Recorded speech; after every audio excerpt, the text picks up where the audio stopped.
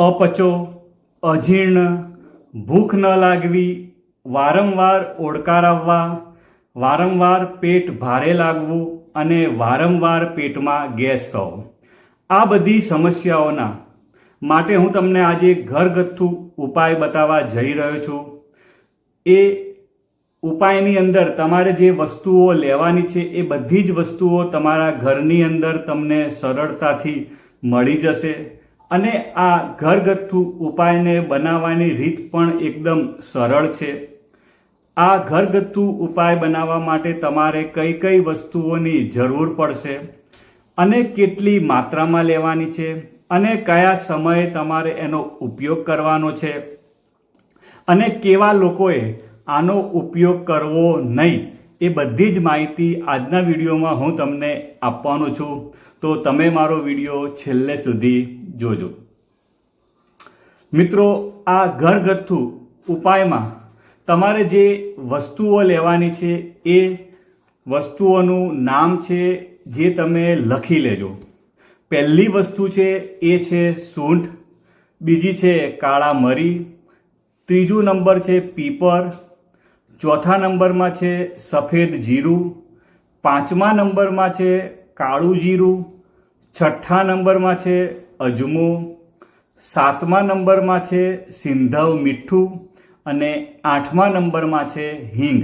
એટલે કે તમારે આ ઘરગથ્થુ ઉપાય બનાવવા માટે ટોટલ 8 વસ્તુની જરૂર પડશે. કેટલી માત્રામાં લેવાની છે? તો તમારે લેવાની છે સૂંઠ 40 ગ્રામ, કાળા મરી 40 ગ્રામ, પીપર 40 ગ્રામ, સફેદ જીરું 40 ગ્રામ, કાળું જીરું 40 ગ્રામ, અજમો 40 ગ્રામ, સિંધવ મીઠું 40 ગ્રામ અને હિંગ તમારે 5 ગ્રામ જ લેવાની છે. મિત્રો, હિંગનું પ્રમાણ યાદ રાખજો, જે તમારે લેવાનું છે ફક્ત 5 ગ્રામ. તમારે બધી જ વસ્તુઓનો પાવડર બનાવી દેવાનો છે અને હિંગમાં ઉપયોગ કરતાં પહેલાં તમારે એને ઘીમાં શેકી નાખવાની છે અને હિંગને ઘીમાં શેક્યા પછી તમારે 7 વસ્તુઓમાં તમારે એને મિક્સ કરી અને આ તમારો ઘરગથ્થુ ઉપાય તમારો તૈયાર થઈ ગયો. અને એટલે તમારે હિંગ અંદર નાખી દો ઘીમાં શેક્યા પછી, એટલે તમારે આ વસ્તુ તૈયાર થઈ ગઈ. આ પાવડર તમે 3 મહિના સારો રાખી શકો છો. એ માટે તમારે કાચની એરટાઈટ બરણીમાં એને ભરીને મૂકી દેવાનું છે. હવે કેટલી માત્રામાં તમારે લેવાનું છે? તો તમે 1 થી લઈને 3 ગ્રામ સુધી લઈ શકો છો. તમે 1 થી 3 ગ્રામ સુધી તમે લઈ શકો છો. હવે જો તમને બરાબર ભૂખ લાગતી નથી તો તમારે જમ્યા પહેલાં અડધી ચમચી પાણી સાથે લેવાનું રહેશે. જો તમને અપચો થઈ જતો હોય તો તમારે જમ્યા પછી, ઘણા લોકોને પેટ ભારે થઈ જતું હોય, જમ્યા પછી પણ પેટ ભારે થઈ જતું હોય, તો એવા લોકોએ જમ્યા પછી અડધી ચમચી પાણી સાથે લેવાનું છે. અથવા તમે છાશની અંદર પણ તમે નાખીને લઈ શકો છો. જો તમને વારંવાર ગેસ થવાની ફરિયાદ હોય તો જમવાના પહેલાં અને છેલ્લા કોળીએ અડધી ચમચી તમે લઈ શકો છો.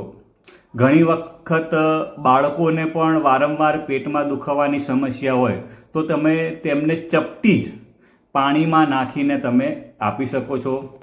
ઘણી વખત બહેનોને માસિક સમયે ખૂબ દુખાવો થાય છે, તો માસિકના અઠવાડિયા પહેલાં બપોરે અને રાત્રે જમ્યા પહેલાં તમે અડધી ચમચી આપી શકો છો. તો પછી એમને જે દુખાવાની જે સમસ્યા છે એમાં ચોક્કસ ફાયદો થશે. મિત્રો, ખાસ વાત કે આ પાવડર ગરમ તાસીરનું હોવાથી વધારે લાંબો સમય તમારે આનું સેવન કરવું નહીં. જે લોકો પિત્ત પ્રકૃતિવાળા હોય અને પિત્તના રોગોવાળા હોય એ લોકોએ તો આનું કદાપી સેવન કરવું નહીં. અને જે લોકોને ગરમીનો કોઠો હોય એવા લોકોએ પણ આનું સેવન કરવું નહીં.